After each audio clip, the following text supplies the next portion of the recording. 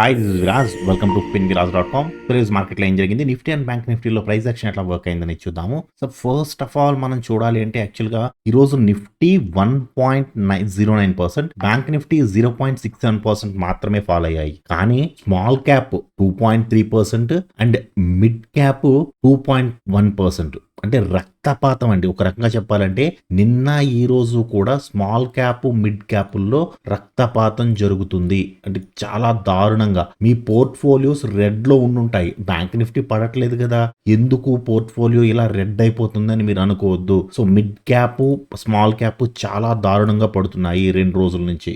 Okay, so అందుకే మీ portfolios అనేవి కొంచెం రెడ్ లో ఉంటాయి, కంగారు పడకండి. ఎందుకంటేనండి ఫస్ట్ ఆఫ్ ఆల్ మనకి 23rd జూలై బడ్జెట్ సెషన్ ఉంది. సో బడ్జెట్ సెషన్ కి ముందు ఇలా జరగడం అనేది కామన్ థింగ్. సో బడ్జెట్ లో ఏమైనా మంచి న్యూస్ ఉంటే మళ్ళీ ర్యాలీ అయిపోతాయి స్టాక్స్ అన్ని కూడా. లేదు ఏదైనా చిన్న బ్యాడ్ న్యూస్ ఉంది అంటే మాత్రం ఈ కరెక్ట్ అయింది కదా, దీనికి ఇంకొంచెం కరెక్ట్ అయ్యి తర్వాత స్టేబుల్ అవుతాయి అన్నమాట. సో బడ్జెట్ అయ్యే వరకు కొంచెం జాగ్రత్తగా ఉండండి. మనకి మండే ఒక్క రోజు మాత్రం ట్రేడింగ్ డే ఉంటుంది. సో నెక్స్ట్ మంగళవారం బడ్జెట్ డే అండి. సో ఆ రోజు మాత్రం చాలా కేర్ఫుల్ గా ఉండండి. Okay, so first of all మనం నిఫ్టీలో చూసుకోవాలి అంటే నిఫ్టీ 1 అవర్ టైం ఫ్రేమ్ లో swing low to swing high వేసుకుంటే ఎగ్జాక్ట్ గా మనకి సపోర్ట్ జోన్ దగ్గర ఉంది కదండి. బ్యాంక్ నిఫ్టీ చూడండి, బ్యాంక్ నిఫ్టీ గత 5 రోజుల నుంచి ఒకే జోన్ లో ఉంది. సో ఈ జోన్ ని దాటి బయటికి వెళ్ళటం లేదు, either up side or down side. అసలు బయటికి రావట్లేదండి ఈ జోన్ నుంచి. సో ఈ జోన్ నుంచి ఎప్పుడైతే బయటకు వస్తుందో అప్పుడు ఐదర్ సైడ్స్ పైకి వెళితే పైకి లేదా కిందకైతే కిందకి చాలా బిగ్ మూవ్ ఉండడానికి అవకాశం ఉంది. నాకు తెలిసినంత వరకు బ్యాంక్ నిఫ్టీ బడ్జెట్ గురించి వెయిట్ చేస్తుంది. బడ్జెట్ లో ఏం జరగబోతుంది అనే దాని గురించి వెయిటింగ్ అండి, బడ్జెట్ న్యూస్ గురించి. సో చూద్దాం ఏం జరుగుతుంది అనేది. సో ఫస్ట్ ఆఫ్ ఆల్ మనం నిఫ్టీలో 5 minutes లో ఏం జరిగింది అనేది చూద్దాము. ఒక రకంగా చెప్పాలంటే బ్యాంక్ నిఫ్టీ కొంతవరకు సపోర్ట్ చేస్తుందండి, బట్ నిఫ్టీ మాత్రం మార్నింగ్ నుంచి వన్ సైడెడ్ గా అసలు ఎక్కడ ఆగకుండా వన్ సైడెడ్ గా పడ్డది. సో ఇలా పడినప్పుడు కూడా మనకి టెక్నికల్స్ వర్క్ అవుతాయా, స్టాప్ లాస్ కొడతాయా అనేది చూద్దాం. సో ఫస్ట్ ఆఫ్ ఆల్ మనకి ఫస్ట్ రెడ్ క్యాండిల్ పడినప్పుడే, ఫస్ట్ రెడ్ క్యాండిల్ ఇది బేరిష్ ఎంట్రీ అండి. సో ఈ బేరిష్ ఎంట్రీ పడినప్పుడే నేను ఉదయం ఫస్ట్ క్యాండిల్ లోనే నేను అప్డేట్ చేశా, swing low to swing high. So market ఇంతవరకు రావడానికి అవకాశం ఉంది అని నేను ఫస్ట్ క్యాండిల్ లో అప్డేట్ చేశానండి. సో మనం ఇక్కడ ట్రేడ్ తీసుకుంటే ఇక్కడ స్టాప్ లాస్ పెట్టుకుంటాము, ఒక 40 points స్టాప్ లాస్ అండ్ ఒక 60 points టార్గెట్. ఇది వచ్చి టార్గెట్ ని హిట్ అయింది, బట్ ఇమీడియట్ గా అయితే రాలేదండి. ఫస్ట్ ఆఫ్ ఆల్ ఇమీడియట్ గా అయితే రాలేదు, యాక్చువల్ గా కొంచెం ఆ బుల్లిష్నెస్ చూపించడానికి ట్రై చేసింది. But bank Nifty different direction లో ఉంది. బ్యాంక్ నిఫ్టీ గురించి మాట్లాడుకున్నప్పుడు మీకు నేను పెట్టి చూపిస్తాను. బ్యాంక్ నిఫ్టీ అట్లీస్ట్ ట్రై చేసింది వెళ్ళడానికి, బట్ నిఫ్టీలో స్ట్రెంగ్త్ లేదు, మార్నింగ్ నుంచి కూడా బేరిష్ గానే ఉంది. సో ఇది ఎప్పుడైతే వచ్చి సపోర్ట్ జోన్ ని టచ్ చేసిందో, సపోర్ట్ జోన్ ని టచ్ చేసి మళ్ళీ పైకి వెళ్ళి మళ్ళీ కిందకు వస్తున్నప్పుడు యాక్చువల్గా దీంట్లో ఇంకా బేరిష్నెస్ ఉందండి, ఇది ఫుల్ గా బుల్లిష్ గా మారలేదు. సో మళ్ళీ ఈ క్యాండిల్ లో కానీ లేదా ఈ క్యాండిల్ లో కానీ మళ్ళీ మనకి సెకండ్ ఎంట్రీ ఇచ్చింది. సో మనం ఈ క్యాండిల్ లో యాక్చువల్గా అయితే ఈ క్యాండిల్ లో కూడా తీసుకోవచ్చు, ఎందుకంటే 50 కంటే బిలో ఉంది. So swing high to swing low to previous high వేసుకుంటే మీరు ఏం చేయాలి, యాక్చువల్గా అయితే మనకి this is the support zone కదండి, సెకండ్ సపోర్ట్. బట్ ఇది ఆల్రెడీ ఇక్కడ సపోర్ట్ జోన్ లో ఉంది కదా, ఈ సపోర్ట్ తీసుకున్నాం కదా మనం, first swing low to swing high తీసుకున్నాము. సో ఇక్కడ ఇది సపోర్ట్ జోన్ లో ఉంది కదా, సో సపోర్ట్ జోన్ లో ఉండగా మళ్ళీ ఇక్కడ మనం ట్రేడ్ తీసుకోవచ్చా అంటే 50 జోన్ కంటే కింద ఉంటే తీసుకోవచ్చు అండి, కొంచెం రిస్కీ అది కూడా. ప్లస్ ఇంకొకటి ఏంటంటే మీరు ఏం చేస్తారంటే ఈ ట్రేడ్ తీసుకున్నప్పుడు లిటిల్ బ్రదర్ దగ్గర నుంచి 0.1 కి ఒక బాక్స్ గీసుకోండి. సో ఎటు సైడ్ బ్రేక్ అవుతుంది, ఎప్పుడైతే మీకు లిటిల్ బ్రదర్ ని బ్రేక్ అయిందో అప్పుడు బేరిష్ మూమెంటం ఉండడానికి అవకాశం ఉంటుంది. లేదు 1 జోన్ ని దాటి పైకి వెళ్ళింది అంటే బుల్లిష్ మూమెంటం ఉండడానికి అవకాశం ఉంటుంది. మీరు ఒక జోన్ వేసుకున్న తర్వాత, ఫిబొనాచిలో రీట్రేస్మెంట్ వేసుకున్న తర్వాత మీరు లిటిల్ బ్రదర్ టు 0 జోన్ కి ఒక బాక్స్ గీసుకోండి, అర్థమైంది కదండి. సో ఎటు క్రాస్ అయితే అటు మూమెంటం ఉండడానికి అవకాశం ఉంది. సో ఇక్కడ మనకి లిటిల్ బ్రదర్ ని క్రాస్ చేసి కిందకు వచ్చింది. సో మీరు ఇక్కడ ట్రేడ్ తీసుకుంటే లిటిల్ బ్రదర్ దగ్గర అంటే 20 points స్టాప్ లాస్ పెట్టుకుంటారు అండ్ 47 points టార్గెట్ 1:2 ఉందండి. ఎస్, ఇది వచ్చి టార్గెట్ ని హిట్ అయింది, బట్ ఇమీడియట్ గా రాలేదు, స్లో అండ్ స్టడీగా వచ్చిందండి. ఓకే, సో మళ్ళీ కిందకు వచ్చిన తర్వాత పైకి వెళ్ళడానికి సిగ్నల్ ఇచ్చింది, ఇది బుల్లిష్ సిగ్నల్. బట్ ఎక్కడిచ్చింది అనేది చాలా చాలా ఇంపార్టెంట్. ఇది 40 దగ్గర ఇచ్చిందండి. సో 40 లెవెల్ దగ్గర ఇస్తే ఏం చెప్తున్నానండి, మనం కొన్ని వందల సార్లు మాట్లాడుకున్నాం. సో దీనికంటే స్వింగ్ హై ఏది ఉంది, ఇది స్వింగ్ హై టు స్వింగ్ లో వేసుకుంటే టార్గెట్ వరకు వెళ్ళడానికి అవకాశం ఉండదు. 40 దగ్గర ఇచ్చిందండి ఎంట్రీ. సో ఎంత పాసిబుల్ గా వీలైతే అంత పాసిబుల్ గా చిన్న ప్రాఫిట్ తో బయటకు వచ్చేయండి. సో స్టాప్ లాస్ వచ్చి 28 పాయింట్స్, టార్గెట్ వచ్చి 23 పాయింట్స్ ఉంది. సో టార్గెట్ వరకు వెయిట్ చేయొద్దు, చిన్న చిన్న ప్రాఫిట్స్ తో బయటకు వచ్చేయాలి. సో 17 పాయింట్లు 18 పాయింట్లు ఇచ్చింది, బయటకు వచ్చేయడం అండి. ఒక 10 పాయింట్లు వచ్చినా సరే బయటకు వచ్చేయాలి. సో మళ్ళీ ఏం చేస్తుంది, యాక్చువల్గా దీంట్లో స్ట్రెంత్ ఉంటే కిందకు వచ్చి మళ్ళీ సెకండ్ ఎంట్రీ ఇస్తుంది. అప్పుడు బుల్లిష్ ఎంట్రీ ఇచ్చినప్పుడు వెళ్ళడానికి అవకాశం ఉంది. బట్ ఇందులో స్ట్రెంత్ లేదు, ప్రూవ్ చేస్తుంది ఆల్రెడీ. ప్రిఫరెన్స్ 1 ప్రూవ్ చేసింది, ఇందులో లేదు, స్ట్రెంత్ లేదని. సో మళ్ళీ ఇక్కడ మనకి సెకండ్ ఎంట్రీ ఇచ్చింది. సో ఇక్కడ సెకండ్ ఎంట్రీ ఇచ్చినప్పుడు ఎంతవరకు రావడానికి అవకాశం ఉంది అంటే, దీనికంటే స్వింగ్ హై ఏది ఉందండి, ఇది కదా. So swing high to swing low to previous high వేసుకుంటే యాక్చువల్ గా అయితే టు బీ ఫ్రాంక్ ఇక్కడ మనకి ట్రేడ్ తీసుకోవడానికి అవకాశం లేదు. చూడండి, ఇక్కడ మీరు ట్రేడ్ తీసుకుంటే ఇక్కడ స్టాప్ లాస్ పెట్టుకుంటాం. ఒక 29 to 30 points stop loss and 18 to 20 points target. యాక్చువల్గా టార్గెట్ చిన్నది ఉంది, ఇక్కడ వెరీ రిస్కీ తీసుకుంటే. అట్లాగే మనకి ఏదైతే రిస్క్ అని చెప్పిందో టెక్నికల్, అలాగే ఇది మూవ్ అవ్వలేదు. కొద్దిగా మూవ్ అవుతూ ఒక రెడ్ ఒక గ్రీన్, ఒక రెడ్ ఒక గ్రీన్ వేసుకుంటూ ఇక్కడే ఉండిపోయింది. బట్ ఇది ఎప్పుడైతే మళ్ళీ బుల్లిష్ సిగ్నల్ ఇచ్చి మళ్ళీ బేరిష్ గా మారిందో అక్కడ మనం తీసుకోవచ్చు. ఇక్కడ చూడండి, ఇది కూడా 40 దగ్గరే ఉంది.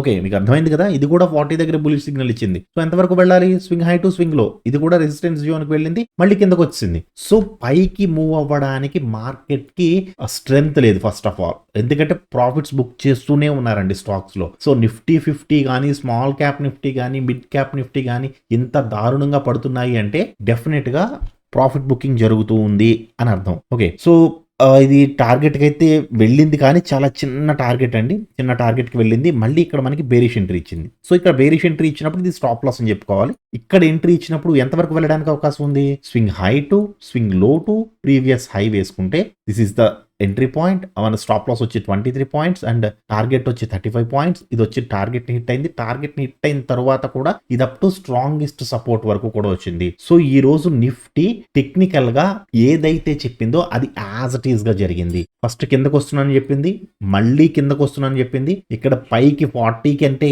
40 దగ్గర ఎంట్రీ ఇచ్చింది. సో చిన్న ప్రాఫిట్ ఇచ్చి మళ్ళీ కిందకు వస్తున్నానని చెప్పింది, మళ్ళీ 40 దగ్గర ఎంట్రీ ఇచ్చింది, కొద్దిగా పైకి వెళ్ళి మళ్ళీ కిందకు వస్తున్నానని చెప్పింది. ఏదైతే ఇక్కడ మళ్ళీ సెకండ్ ఎంట్రీ ఇచ్చిందో ఇక్కడ స్టాప్ లాస్ కొట్టిందండి. యాక్చువల్గా ఇది ఈ ట్రేడ్ మాత్రమే ఎస్ఎల్ ట్రేడ్. సో మళ్ళీ ఈ ట్రేడ్ ఇచ్చినప్పుడు మళ్ళీ ప్రాఫిట్ వచ్చింది. సో 1 2 3 4 5. సో 5 టార్గెట్ ఎంట్రీస్, ఒక స్టాప్ లాస్ ఎంట్రీ. ఎక్స్ట్రాడినరీగా జరిగిందండి ఈ రోజు నిఫ్టీ మాత్రం. బ్యాంక్ నిఫ్టీలో ఏం జరిగిందని చూద్దాము. ఓకే, సో బ్యాంక్ నిఫ్టీలో కూడా first 5 minutes candle huge red candle అండి. సో ఇంత రెడ్ క్యాండిల్ వేసినప్పుడు యాక్చువల్గా నేను తీసుకున్న లెవెల్స్ ఏంటంటే swing low to swing high.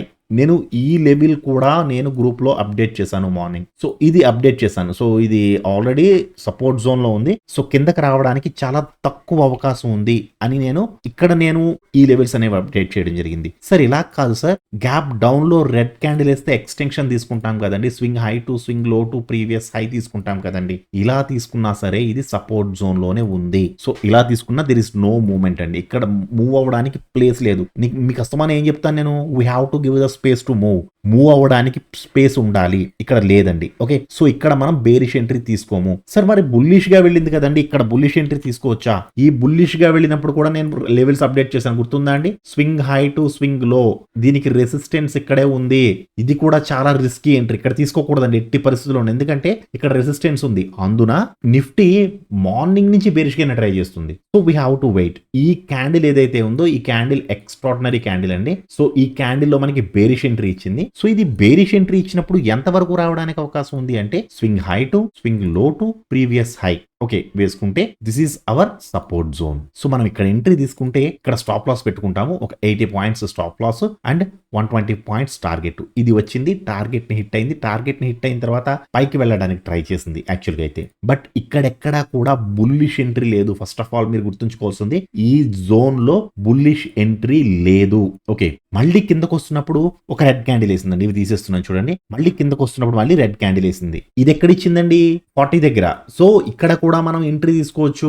Swing high to, actual first నేను తీసుకున్న లెవెల్స్ అయితే నేను గ్రూప్ లో అప్డేట్ చేసిన లెవెల్స్ కూడా దీనికంటే హై ఏది ఉంది, ఇది swing high to swing low to previous high.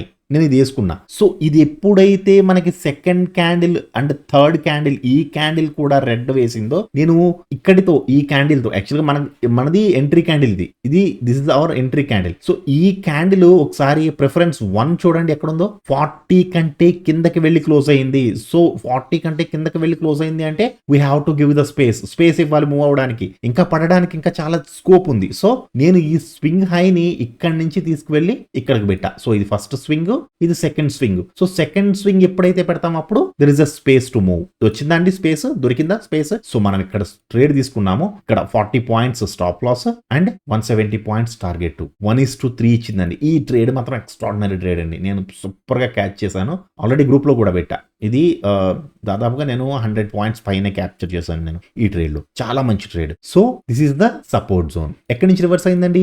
Exact గా సపోర్ట్ జోన్ నుంచి వి షేప్ రికవరీకి ట్రై చేసింది మార్కెట్. ఓకే ట్రై చేసింది, కానీ ఇక్కడ వెంటనే ఇమీడియట్ గా బుల్లిష్ ఎంట్రీ ఉందా అండి? నో, లేదు. కేవలం ఈ క్యాండిల్ లో మాత్రమే కలర్ చేంజింగ్, మీకు ప్రతి చోట కలర్ చేంజింగ్ కనబడుతున్న ప్రతి చోట ఎంట్రీ ఇచ్చింది. ఈ రోజు చాలా బాగా వర్క్ అయినాయండి. టెక్నికల్స్ మాత్రం ఎక్స్ట్రాడినరీ అని చెప్పాలి. సో ఇక్కడ ఎంట్రీ ఇచ్చినప్పుడు మనం ఏ లెవెల్స్ తీసుకోవాలి? ఇది ఫస్ట్ స్వింగ్, ఇది సెకండ్ స్వింగ్. ఇవి మాత్రం మర్చిపోవద్దు మీరు.